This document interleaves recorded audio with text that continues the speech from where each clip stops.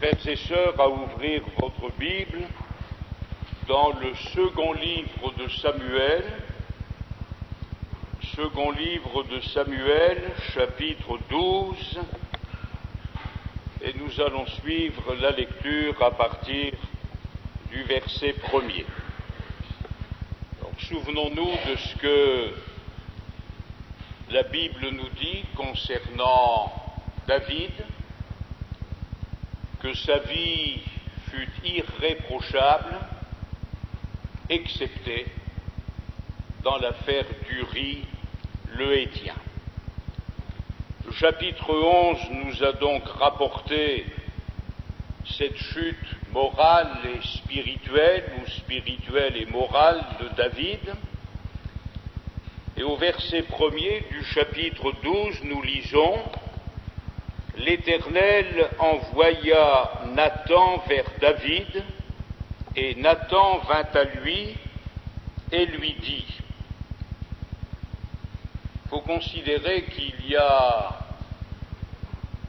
une petite année qui s'est écoulée entre la faute de David, son adultère et le fait d'avoir fait tuer Uri le Héthien, et cette intervention de Nathan, envoyé par le Seigneur auprès de David. Avant de poursuivre notre lecture, je vous invite à ouvrir votre Bible dans le livre des Psaumes, au psaume 32, où David lui-même va nous dire très simplement ce qu'ont été ces 10 mois environ entre sa faute et l'intervention de Nathan le prophète. Au psaume 32, verset 3, « Tant que je me suis tu, mes os se consumaient, je gémissais toute la journée. Car nuit et jour ta main s'apesantissait sur moi, ma vigueur n'était plus que sécheresse comme celle de l'été. » Et après cette pause mentionnée à la fin du verset 4, David dit: « Je t'ai fait connaître mon péché, je n'ai pas caché mon iniquité, j'ai dit, j'avouerai mes transgressions à l'Éternel, et tu as effacé la peine de mon péché. » Au psaume 51, qui est le second psaume de repentance de David, psaume 51, verset 1er,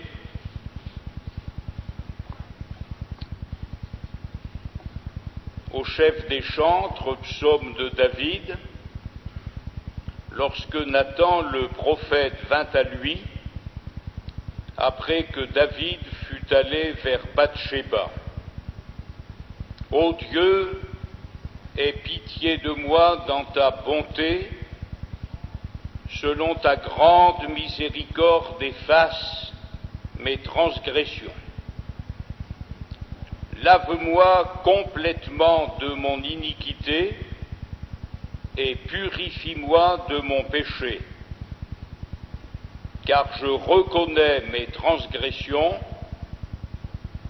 et mon péché est constamment devant moi. J'ai péché contre toi seul, et j'ai fait ce qui est mal à tes yeux, en sorte que tu seras juste dans ta sentence, sans reproche dans ton jugement. Voici, je suis né dans l'iniquité, et ma mère m'a conçu dans le péché. Mais tu veux que la vérité soit au fond du cœur, Fais donc pénétrer ta sagesse au-dedans de moi. Purifie-moi avec l'hysope et je serai pur. Lave-moi et je serai plus blanc que la neige.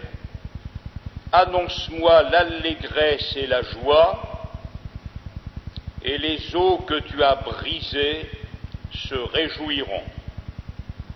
Détourne ton regard de mes péchés, efface toutes mes iniquités.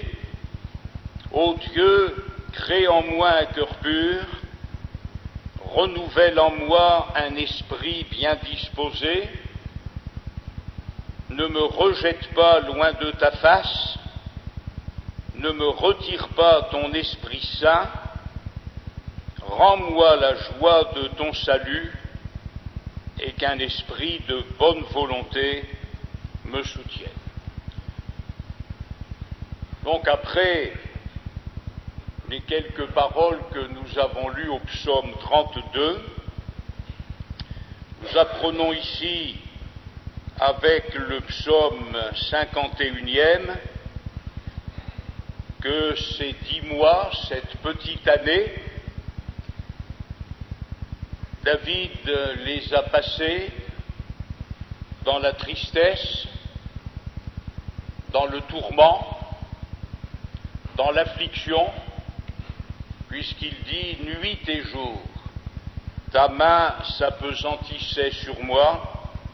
Et ici, il parle des eaux que Dieu a brisées. Et les eaux que tu as brisées se réjouiront. Il y a eu rupture de communion entre le Seigneur et David, puisqu'au verset 13, nous lisons « Ne me rejette pas loin de ta face, ne me retire pas ton Esprit Saint, rends-moi la joie de ton salut. » Or, non seulement avec les psaumes 32 et 51, nous avons la confession du péché de David, mais nous remarquons qu'il a gardé son fond honnête et droit. Il dit au verset 6, « J'ai péché contre toi seul, et j'ai fait ce qui est mal à tes yeux, en sorte que tu seras juste dans ta sentence, sans reproche dans ton jugement. » Il faut reconnaître qu'il est rare de trouver un être humain qui ne rende pas les autres responsables de sa situation. Ce n'est pas seulement vrai pour les êtres humains inconvertis, c'est aussi vrai, malheureusement, parfois parmi les chrétiens. Je me suis détourné du Seigneur, j'ai péché, j'ai transgressé la loi de Dieu, mais. Alors c'est de la faute à celui-ci, c'est de la faute à celle-là. S'il n'y avait pas eu ceci, je n'aurais pas fait cela. S'il n'y avait pas eu autre chose, ça ne me serait pas arrivé. David a péché gravement. Notons encore que ce fut l'exception dans sa vie. Il a péché gravement, mais il ne s'en prend à personne, ni à Dieu, ni à ses semblables. Il dit au Seigneur, j'ai péché contre toi seul, j'ai fait ce qui est mal à tes yeux, en sorte que tu seras juste. Tu seras juste dans ta sentence, sans reproche dans ton jugement. Alors nous revenons au chapitre 12 du second livre de Samuel, chapitre 12, verset 2, ou deuxième partie du verset 1er. Nathan va s'adresser à David par une parabole. Il aurait pu aller droit au but et dire tout de suite à David ce qu'il avait à lui dire. Mais en s'adressant à David par le moyen d'une parabole, le Seigneur va provoquer chez David une réaction qu'il n'aurait probablement pas eue si Nathan avait abordé directement le problème de son péché. Nathan lui dit, il y avait dans une ville deux hommes,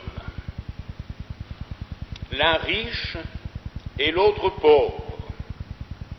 Le riche avait des brebis et des bœufs en très grand nombre. Le pauvre n'avait rien du tout qu'une petite brebis qu'il avait achetée. Il la nourrissait et elle grandissait chez lui avec ses enfants. Elle mangeait de son pain, buvait dans sa coupe, dormait sur son sein, et il la regardait comme sa fille. Un voyageur arriva chez l'homme riche, et le riche n'a pas voulu toucher à ses brebis ou à ses bœufs pour préparer un repas au voyageur qui était venu chez lui. Il a pris la brebis du pauvre et l'a apprêtée pour l'homme qui était venu chez lui. La colère de David s'enflamma violemment contre cet homme et il dit à Nathan, « L'Éternel est vivant, l'homme qui a fait cela mérite la mort. » Et c'est probablement la réaction que David n'aurait pas eue si Nathan lui avait parlé autrement. Mais en s'adressant à David sous forme de parabole, il va provoquer l'indignation dans le cœur de David, qui va se mettre dans une violente colère contre l'homme riche, décrétant lui-même ce que serait son châtiment. L'homme qui a fait cela mérite la mort, et il rendra 4 brebis pour avoir commis cette action et pour avoir été sans pitié. Et Nathan dit à David, « Tuez cet homme-là. » Cette dernière phrase de Nathan est courte, elle comporte 5 mots, mais qui vont aller dans le cœur et dans la conscience de David comme une flèche, enflammée par la sainteté de Dieu, tuer cet homme-là. La réaction de David contre le comportement de l'homme riche a été tout à fait normale. De la façon dont Nathan a décrit la situation, nous comprenons que David ait réagi de cette manière. Mais ce qui est étrange et qui nous invite à veiller chacun sur soi, c'est qu'on peut avoir de bonnes réactions quand il s'agit du péché des autres et ne pas avoir de réaction à l'égard de nos propres péchés, alors que ce que l'homme riche avait fait n'était rien à côté de la faute de David. Cet homme mérite la mort, et David a raison. Mais Nathan lui dit, tuez cet homme-là. Ce que cet homme riche a fait à l'égard de l'homme pauvre, c'est ce que toi tu as fait. Et si cet homme riche, à ton avis, mérite la mort, eh bien toi aussi, tu mérites la mort.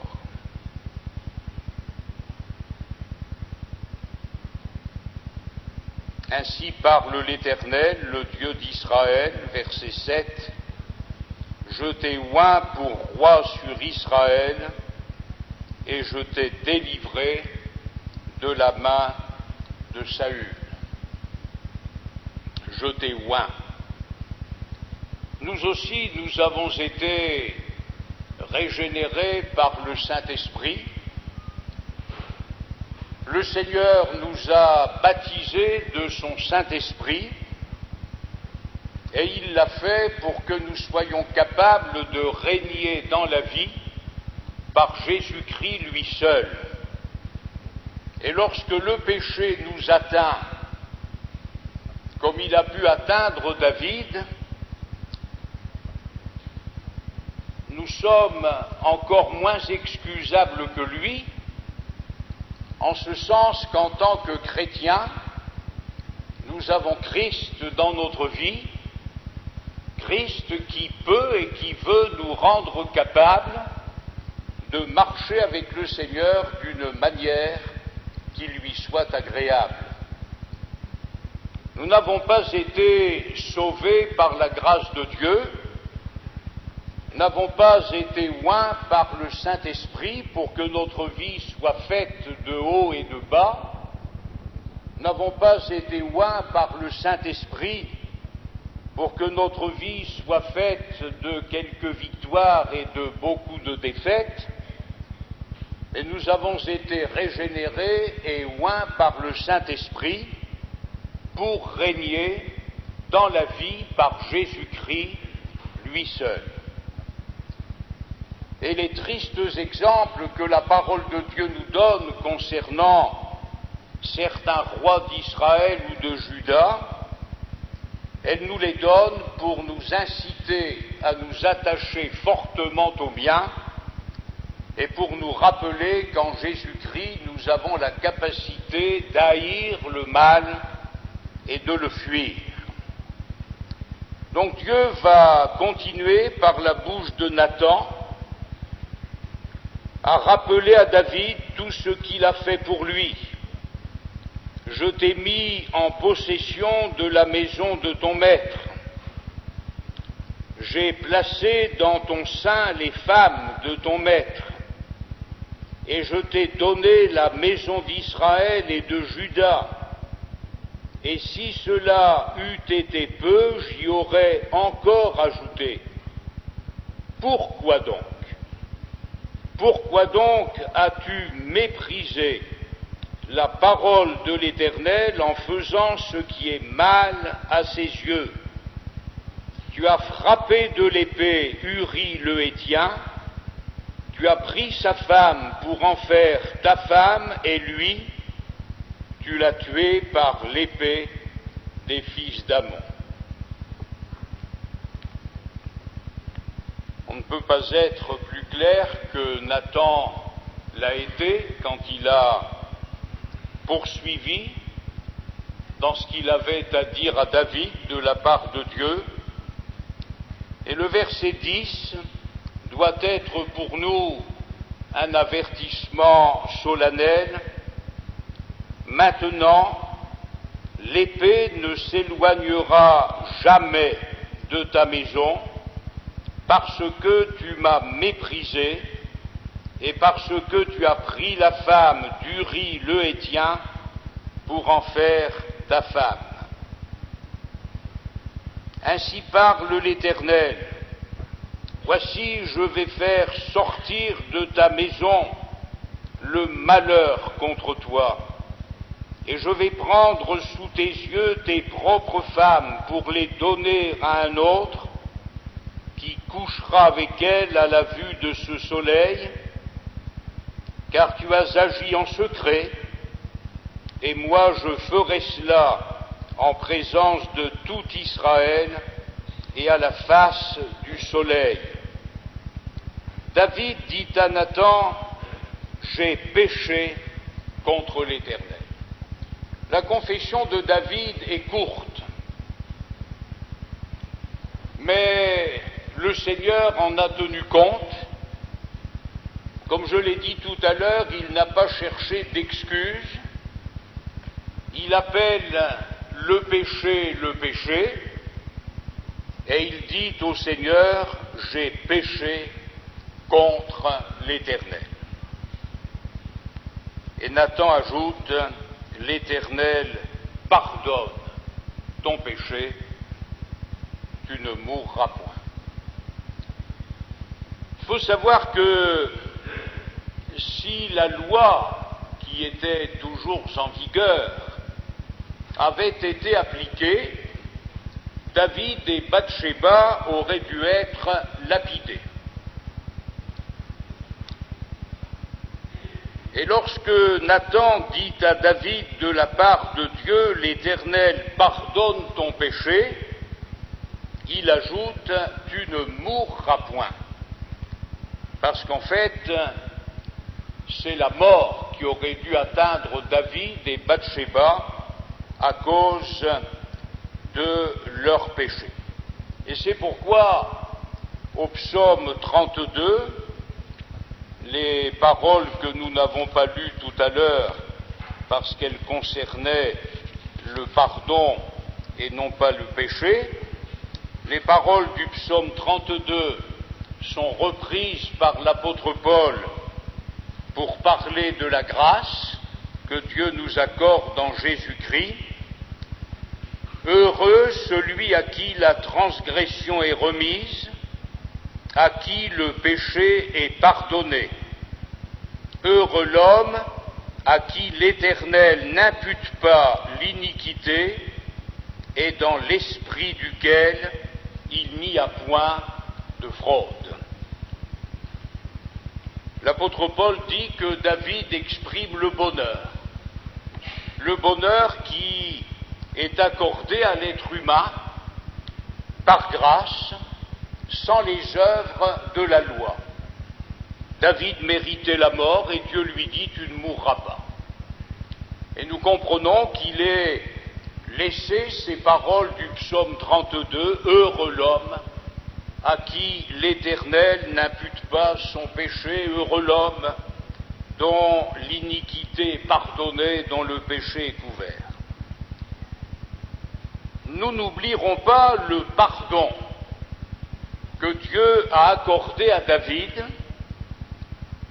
un pardon sans aucune restriction. L'Éternel pardonne ton péché, tu ne mourras pas. Mais nous remarquons néanmoins qu'à partir de ce moment-là, de graves ennuis vont atteindre David par le moyen de ses enfants. Ce sera l'inceste de l'un de ses fils, mais que peut dire un père à un homme comme Amnon quand il a commis lui-même un péché aussi grave et qu'il a fait éliminer son rival? Que peut dire un père? Que peut dire un chrétien quand nous nous rendons coupables de faute? Tu as fait blasphémer le nom de l'Éternel, dit Nathan à David. Nous pouvons dire que Dieu pardonne le péché, nous pouvons dire qu'il est le Dieu de la grâce, le Dieu de la miséricorde, c'est vrai, et nous avons raison de le dire, mais nous remarquons, non seulement ici, mais dans toute l'histoire biblique, on guérit de ses blessures, mais les cicatrices, on les porte toute sa vie. Et Dieu ne le cache pas à David quand il lui dit, à partir de maintenant, le malheur va atteindre ta maison. Et quel malheur! Après l'inceste, ce sera la révolte d'Absalom, la mort d'Absalom qui, à cause de son péché, va mourir sur le champ de bataille, de telle sorte que les dernières années de la vie de David n'ont pas été ce qu'elles auraient dû être. Et que cela nous serve d'avertissement afin que personne ne joue avec le péché. On s'habitue trop facilement dans nos églises à dire je fais ça, Dieu va me pardonner, je vais là, Dieu va me pardonner, je me rends coupable de ceci, mais Dieu est bon, Dieu pardonne. C'est vrai. Mais avez-vous pensé aux conséquences? Il y a des conséquences qui nous suivent toute notre vie. Et cela parce que David a méprisé la parole de l'Éternel. Nous savons ce que Dieu disait déjà à Élie, le sacrificateur, concernant la conduite de ses fils: j'honorerai celui qui m'honore, et celui qui me méprise sera méprisé. Nous devons donc veiller, mes frères et sœurs. Nous n'avons pas été sauvés par la grâce de Dieu pour jouer avec le péché, et nous avons été sauvés pour régner dans la vie par Jésus-Christ lui seul. Je le redis pour que ce soit clair, c'est vrai que si quelqu'un a péché, nous avons un avocat auprès du Père, Jésus-Christ le juste. C'est vrai, ne l'oublions pas. Mais ce n'est pas une raison pour manifester de la faiblesse devant le mal. L'apôtre Paul écrit: pécherions-nous afin que la grâce abonde? Loin de là. Ferions-nous le mal pour qu'il en arrive du bien, comme certains qui nous calomnient nous reprochent de le dire? Absolument pas. Nous n'avons pas le droit de jouer avec le péché. Dieu est le Dieu de la grâce, il est miséricordieux, il est fidèle, il est bon, il est compatissant. Raison de plus pour que nous l'aimions et que nous lui demandions de nous rendre capables de régner dans la vie par Jésus-Christ lui seul. La Bible nous dit: n'attristez pas le Saint-Esprit de Dieu, par lequel vous avez été scellés pour le jour de la rédemption. La Bible ne dit pas: vous pouvez attrister le Saint-Esprit, ce n'est pas grave, nous avons un avocat auprès du Père, ça se réglera toujours. Non. Le langage de la Bible, c'est de nous dire: n'attristez pas le Saint-Esprit de Dieu, par lequel vous avez été scellés pour le jour de la rédemption. L'Éternel pardonne ton péché, tu ne mourras point, mais, parce que tu as fait blasphémer les ennemis de l'Éternel en commettant cette action, le Fils qui t'est né mourra. Et notons bien le verset 15, la première phrase du verset 15, et Nathan s'en alla dans sa maison. Il a délivré le message divin, il a parlé au coupable de son péché et lui a annoncé le pardon de Dieu. Maintenant que Nathan a délivré le message de Dieu, il n'a plus rien à faire avec David, il s'en va. Qu'aurions-nous fait? Serions peut-être restés avec David pour adoucir sa peine, et ce n'est pas ce que Nathan a fait. Après avoir délivré son message, il s'en alla dans sa maison. Et il y a des gens qui ne changent jamais de comportement parce que nous sommes à leur égard de faux consolateurs. Au lieu de leur délivrer le message de Dieu et de laisser la parole de Dieu agir dans leur cœur, nous en faisons parfois un peu trop, et en faisant trop, nous nous empêchons le Seigneur d'intervenir comme il voudrait le faire. Nathan s'en va, mais pas Dieu. Dieu reste là, lui, et il va prendre les affaires en main.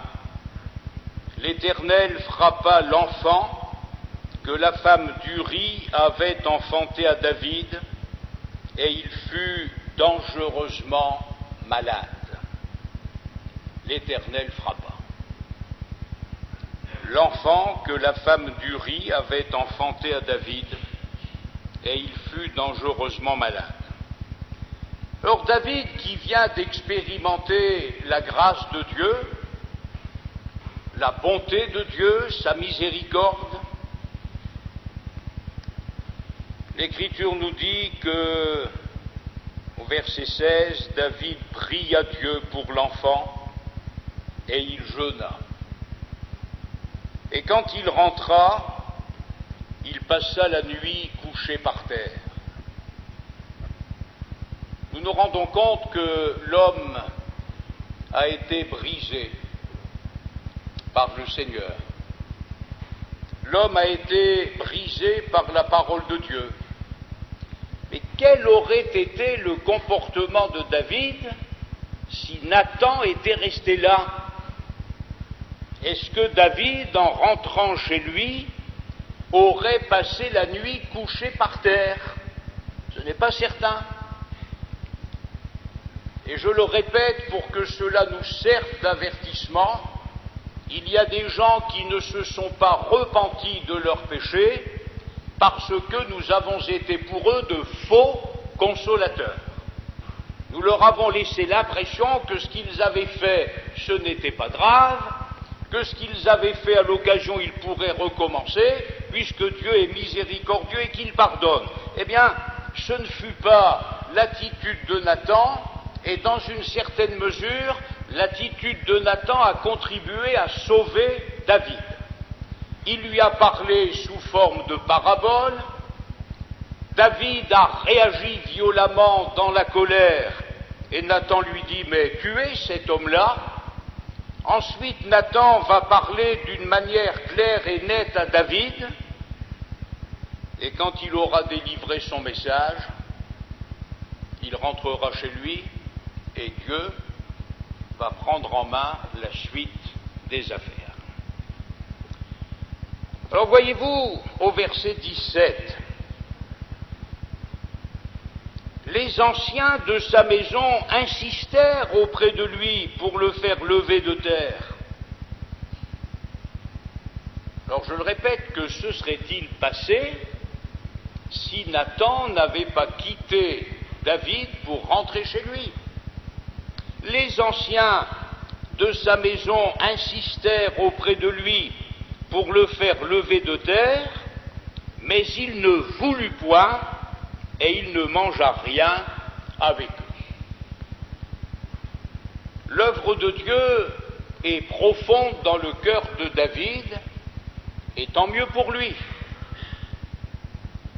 parce qu'il avait autour de lui des conseillers qui n'étaient pas dans la ligne de l'esprit, tandis que David est poussé à jeûner par le Saint-Esprit.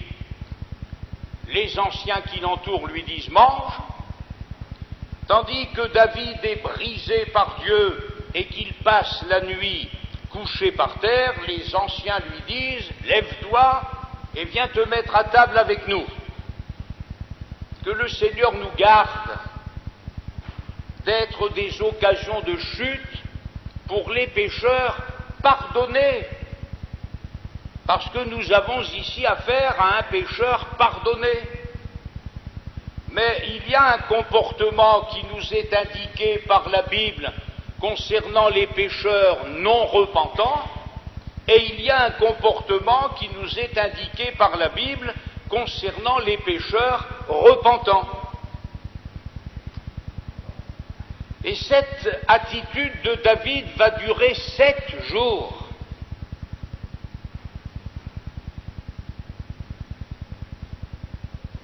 Il nous arrive que nous n'ayons pas le temps, nous, de nous tenir une demi-heure ou une heure devant Dieu dans le jeûne et dans la prière, nous avons toujours quelque chose d'autre à faire quand ce n'est pas un bon repas le jour du jeûne de l'Église. Enfin, nous avons toujours quelque chose d'autre à faire. Et David est resté 7 jours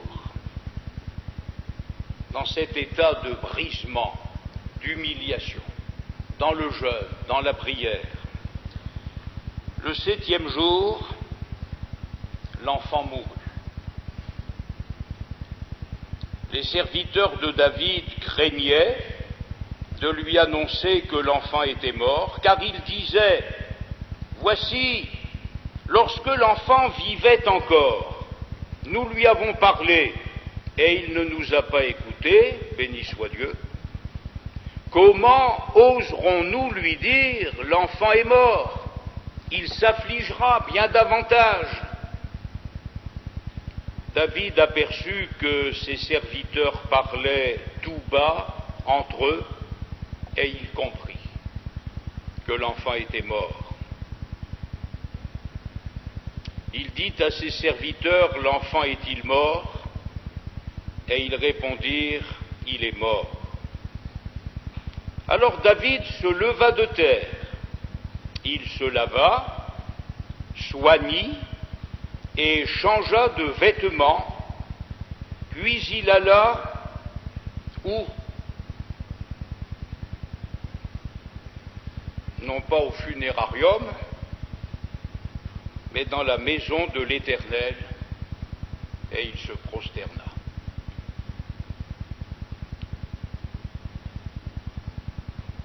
Il a commis une faute grave, mais il y a du fond chez cet homme. Parce que nous trouvons des personnes qui commettent les mêmes fautes, mais qui n'ont pas le fond qu'il y avait chez David. L'enfant meurt,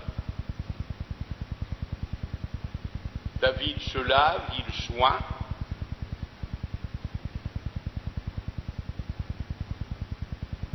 il va changer de vêtements, et il part dans la maison de l'Éternel, et il se prosterne devant Dieu. Dans l'adoration, nous nous occupons de Dieu, qu'il donne ou qu'il reprenne. Dans l'adoration, nous nous occupons de Dieu quoi qu'il fasse. Que les choses soient bonnes à nos yeux ou qu'elles ne le soient pas, Dieu est digne d'être adoré. Tu adoreras le Seigneur ton Dieu et tu le serviras lui seul. Et c'est ce que David fait.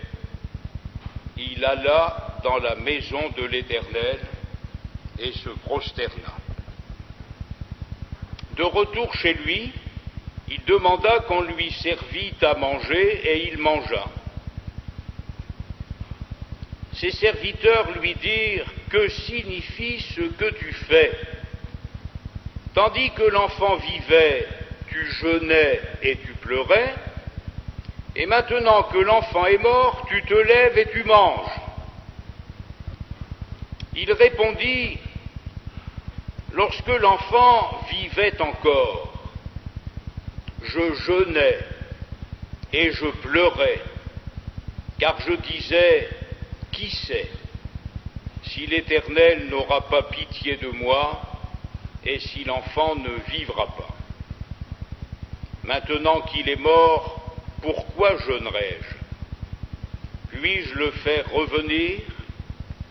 J'irai vers lui, mais lui ne reviendra pas vers moi. Il y a plein de logique chez cet homme de Dieu, et dans le deuil, son comportement est irréprochable à l'égard de Dieu. La Bible nous a été donnée, mes frères et sœurs, comme une lampe à nos pieds, comme une lumière sur notre sentier.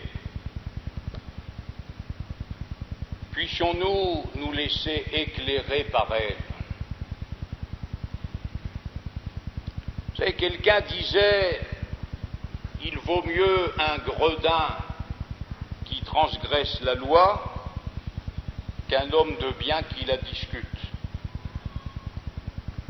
Or, nous avons dans nos assemblées trop de gens qui ont pris l'habitude de discuter la parole de Dieu. De telle sorte que pour eux, ce qui est écrit, ce n'est plus tout à fait ce qui est écrit.